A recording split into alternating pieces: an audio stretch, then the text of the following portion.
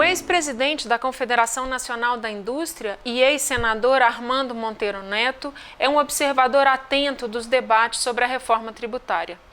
Nesta entrevista para a revista Indústria Brasileira, Armando fala sobre os debates no Congresso Nacional em torno da reforma do sistema tributário no Brasil. Ele defende uma reforma ampla e, sobretudo, uma mudança que simplifique a forma de se pagar tributos no Brasil. Doutor Armando, obrigada por sua presença. O senhor acredita, como ex-senador, que há hoje no Legislativo brasileiro um ambiente mais favorável à reforma tributária? Olha, eu acompanho esse tema há mais de 2 décadas e assisti diferentes ensaios e iniciativas de propostas de reforma. Mas acho que dessa vez há um conjunto de circunstâncias que se constituem assim num fator de grande esperança em relação ao andamento do tema, ao melhor andamento do tema. Quais são? Primeiro ponto, acho que nós temos uma compreensão que se ampliou muito na sociedade brasileira de que o sistema tributário atual é caótico, é disfuncional, é complexo e que precisa ser absolutamente reformado. Segundo ponto, nós temos pela primeira vez uma certa convergência na esfera federativa. Nas tentativas anteriores, nós assistimos sempre a um grande conflito que se revelava na esfera federativa. Estados produtores se opunham aos consumidores, estados ricos, estados pobres, e dessa vez houve um consenso, uma convergência de posições entre todos os estados da federação. Isso se expressou numa emenda, a emenda 192, que foi apresentada à PEC 45. Então, isso é algo raro. Terceiro ponto, todas as propostas convergem para o mesmo modelo, um modelo conceitual da reforma. Todos vão na direção de um IVA, que é um modelo clássico, que a experiência internacional consagrou, portanto, é um modelo que eu posso chamar de classe mundial. Seja a PEC 45, seja a 110, seja o PL 3887, todos vão na direção de um IVA. Ou seja, abandonamos ao longo desse tempo aquelas fórmulas ingenuamente simplificadoras, tipo imposto único, ou fórmulas mais exóticas.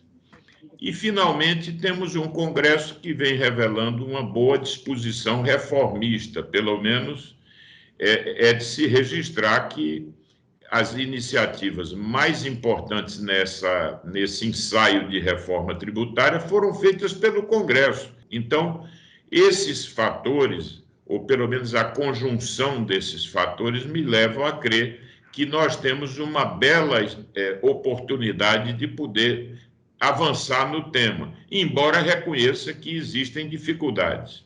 Quais as principais dificuldades que o senhor vê hoje na tramitação dos projetos de reforma tributária, tanto na Câmara quanto no Senado? Olha, a primeira dificuldade, eu devo reconhecer, que é a falta de clareza da posição do governo, desde o primeiro instante.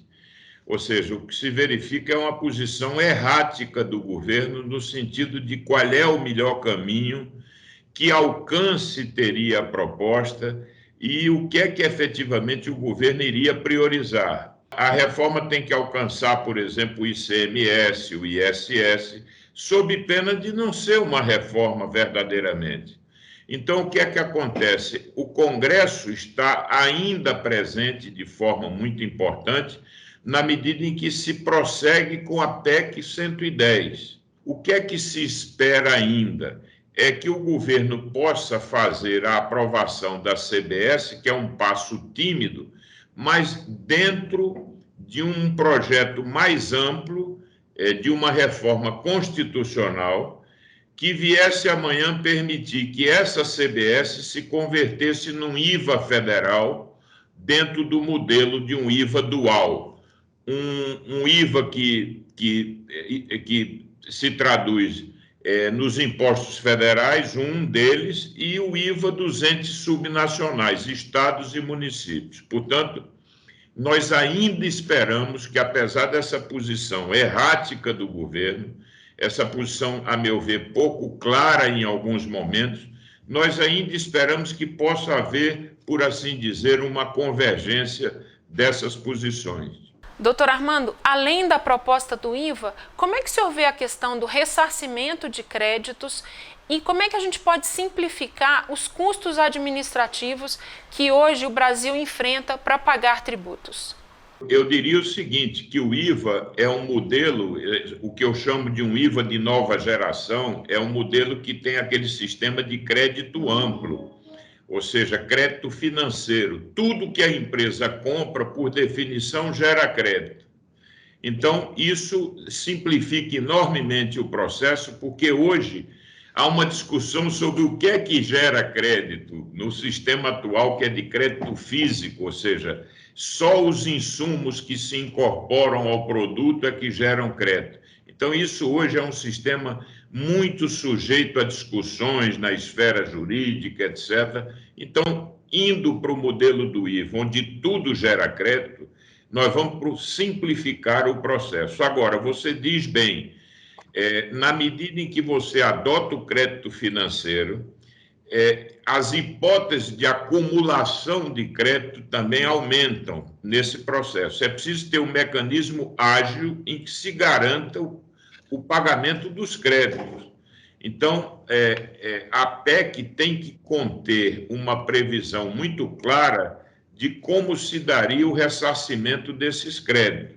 Isso é uma condição muito importante para que o IVA funcione plenamente. Senão, você vai ficar acumulando créditos e, na medida em que não os realiza, isso termina representando custo para as empresas.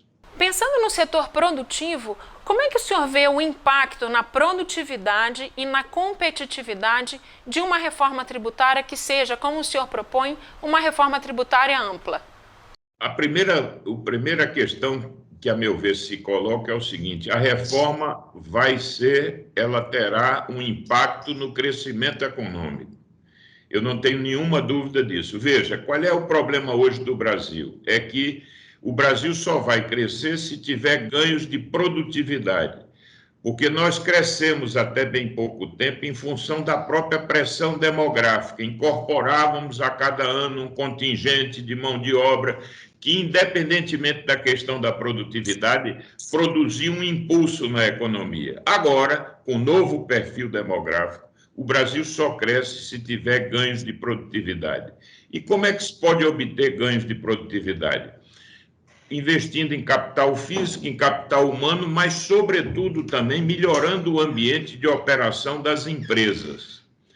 Como essa reforma vai simplificar, desburocratizar, desonerar investimentos, desonerar exportações, reduzir essa assimetria e essa desvantagem que nós temos em relação ao produto importado. O produto nacional é penalizado por esses resíduos tributários que advêm da cumulatividade, o que retira a competitividade do produto nacional em relação ao produto importado. Então, eu não tenho dúvida que esse conjunto de benefícios que serão trazidos pela reforma terão um impacto no crescimento econômico. Há cálculos da Universidade Federal de Minas Gerais, do próprio IPEA, que apontam a perspectiva de um crescimento adicional do PIB de 15 pontos percentuais num horizonte aí de 12 a 15 anos. Portanto, isso é algo muito importante e que representa muito para o país, ou seja, ajudar, dar maior tração ao crescimento econômico em função dos ganhos de produtividade que teremos. Em todo o debate da reforma tributária, doutor Armando, o que o senhor acredita ser mais crucial? É preciso que o projeto não desestimule os investimentos, que não penalize a poupança empresarial, que é fundamental para dar impulso ao crescimento. E aí, na medida em que o Brasil, até por um imperativo de justiça tributária, passa a tributar os dividendos e os lucros, que é algo que se impõe numa sociedade como a nossa. É preciso tributar, sim, os ganhos de capital, mas isso tem que ser combinado com uma redução no imposto de renda corporativo. Senão, a tributação resultante, seja ela na empresa, seja ela na percepção dos dividendos e na distribuição dos lucros, termina colocando o Brasil com uma imensa desvantagem em relação aos países aí com os quais a gente concorre. É preciso corrigir algumas distorções ainda, e é preciso também levar em conta que essa redução dos impostos não pode penalizar também os estados da federação, que são sócios do imposto de renda, na medida em que eles estão na cesta do FPE e do FPM. Para finalizar, eu queria que o senhor avaliasse um pouco o papel da CNI nesse debate sobre a reforma tributária atualmente no Brasil. Olha, uma das coisas que distinguem a CNI no universo da representação empresarial é a qualidade da sua interlocução com o Congresso.